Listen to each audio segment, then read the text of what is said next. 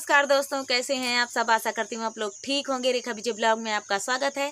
तो आज मैं आपके लिए लेकर आई हूँ राम जी का भजन गीत। तो अगर चैनल पर नए हैं कृपया सब्सक्राइब कर लें, बेल आइकन प्रेस कर दें और कमेंट में बताइएगा दोस्तों कि ये राम जी का भजन गीत आप सबको कैसा लगा। और हमारे चैनल पर और भी वीडियो हैं, आप जाके देख सकते हैं। तो चलिए सुनते हैं ये प्यारा सा राम जी का भजन। ले बई राम का नाम सवेरे उठी, ले बई राम का नाम सवेरे उठी, ले बई राम का नाम सवेरे उठी, ले बई राम का नाम सवेरे उठी। के करे दुआरे नीति गंगा बहतू है, के करे दुआरे नीति गंगा बहतू है, के करई स्नान सवेरे उठी, के करई स्नान सवेरे उठी, ले बई राम का नाम सवेरे उठी, ले बई राम का नाम सवेरे उठी। राम दुआरे नीति गंगा बहतू है, राम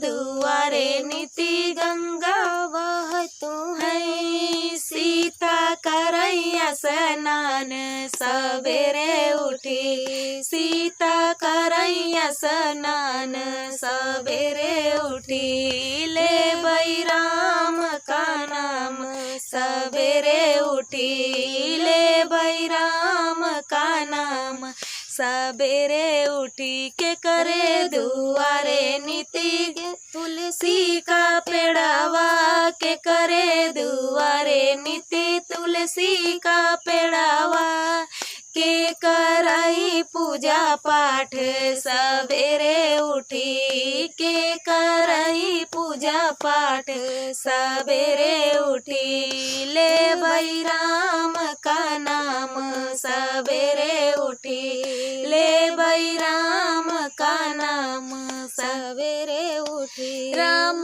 दुआरे नीति तुलसी का पेड़ावा, राम दुआरे नीति तुलसी का पेड़ावा, सीता करई पूजा पाठ सवेरे उठी, सीता करई पूजा पाठ सवेरे उठी, ले बई राम का नाम सवेरे उठी, ले बई राम का नाम सवेरे उठी, के करे दुआरे नीति गैया बंधी है, के करे दुआरे नीति गैया बंधी है, के करई गौदान सवेरे उठी, के करई गौदान सवेरे उठी, ले बई राम का नाम सवेरे उठी,